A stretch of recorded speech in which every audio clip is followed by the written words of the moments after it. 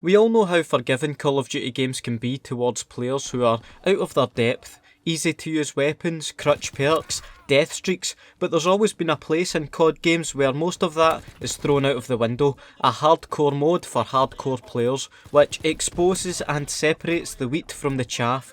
If you happen to stumble into a hardcore match of COD and you're not ready for it, you're going to be ground into the dust faster than a noob switches to their grenade launcher. So let's look at hardcore mode in Call of Duty games, what type of players inhabit this section of the playlist, and what makes it different to core. We'll start with that actually. The first thing you notice in hardcore is no minimap. No wee red dots lighting up from the other side of the map because someone's shot their pistol giving you an exact location. Nah, you better get your bearings fast, as you'll be surprised how much of a difference having no map makes.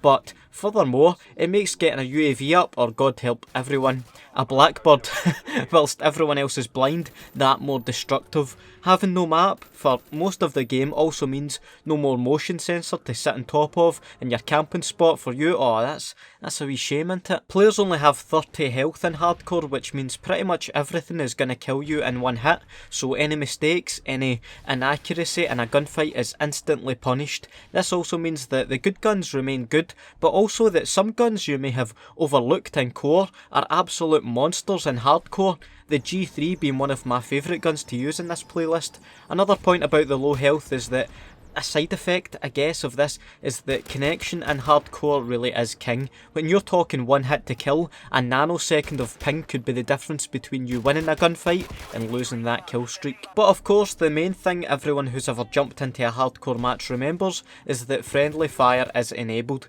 If you're spraying and praying and your wee friend George gets caught in the crossfire, well, you better keep praying that you remain friends after that, especially if George happened to be on a kill streak of his own at the time. I guess it's this team killing which makes or breaks hardcore mode for a lot of players. I guess some people like the realism of it, no laughing at the back, seriously now, come on. And some people lose the plot when their head becomes an unexpected destination for their teammates' bullets. It's not the Wild West though, there are rules, there is etiquette, and who am I kidding, how annoying is it when you genuinely, like 100% accidentally team kill someone and then you have to spend the rest of the game running away from them seeking revenge on you. I'll hold my hands up and say I've been there and the red mist has descended and I just have to even things up, but for the most part I'm a forgiving person.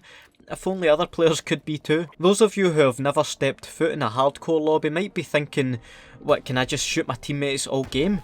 Indeed you cannot. The rules vary from COD to COD, but often you'll find that 3 or more team kills will get you thrown out of the game and banned from joining the game session, the equivalent of the bouncer throwing you out of the club because you started fighting 3 of your friends because they were slagging off your shirt all night and you thought that shirt was pretty cool. I haven't really spoken to them since actually. I'd also like to add that in Black Ops 2, if you consistently got kicked from matches for team killing, then you genuinely get put in probation and weren't allowed to join any matches for a while. Anyway, other times, or before you get to the 3 kill limit, you are put in the sin bin for quite some time to think about what you've done, especially if you're the host on one of the COD games where you are kicked. You can't be kicked, but if you're stupid enough to call in a kill streak like Rolling Thunder in a hardcore match, you might end up serving a life sentence for the amount of team killing that's going to accomplish. Traitors like that the Barca will be dealt with. Traitors like that will be dealt with. Traitors like that will be dealt with.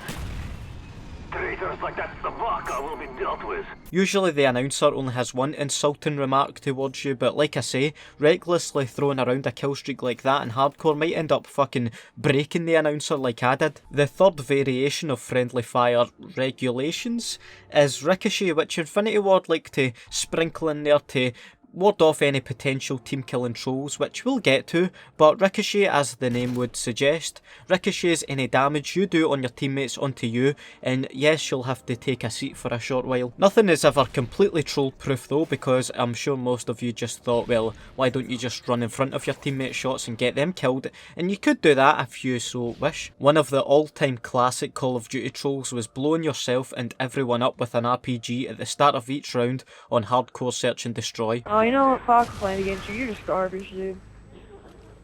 I guess that's your theory. Link in the description if you want to watch that full video. I highly recommend it. You could even put Martyrdom on too to get any stragglers, but Honestly, those were the days. Then in future CODs with the care package kill streak, you see where this is going. Yep, you just straight up kill your teammate and take their care package from them. That was actually still in Call of Duty World War II until a patch put a stop to it. Moving on to class setups in hardcore, it was always quite annoying when you just jump into a hardcore game for something a bit different and realise you've still got stopping power on every class. What a waste. You should always really have hardcore specific classes because some things just aren't worth it in this mode. A silencer on your gun, I can see both ways. Oftentimes people don't want to run a silencer because of the range or damage penalty, but in hardcore that doesn't really matter. But then again, you're not popping up on the radar while shooting anyway, so what's the point? I do like a silencer in hardcore myself though. You could always double down in hardcore with a silencer and cold-blooded, ghost, etc. and never be seen on the minimap at all. In terms of hardcore game modes, you can never go wrong with some simple hardcore team deathmatch, or my personal favourite and probably everyone else's too, hardcore search and destroy. S&D is already tense at the best of times, but hardcore search is just something else. I've put a lot of time into this game mode over the years. My most played game mode ever is most likely Domination, but my enthusiasm for Dom doesn't quite translate into its hardcore version. I struggle not to throw my controller at the screen when I'm capping B flag myself with full health and core, never mind trying to do it with 30 health. Nah, I'm not too keen on hardcore Domo. Christ, imagine hardcore war now that I think about it, trying to build the bridge on Operation Breakout. That would be the stuff of nightmares. Please do leave a like and let me know your thoughts on hardcore mode. Are you a strictly hardcore player yourself? Because I know some of you are. Of course, shout out to the notification squad, or hardcoreification squad as I'm calling it for this video. And if you'd like to become part of the squad, hit that wee bell icon when you subscribe to the channel. Have a nice day and I'll see you in the next video. Bye.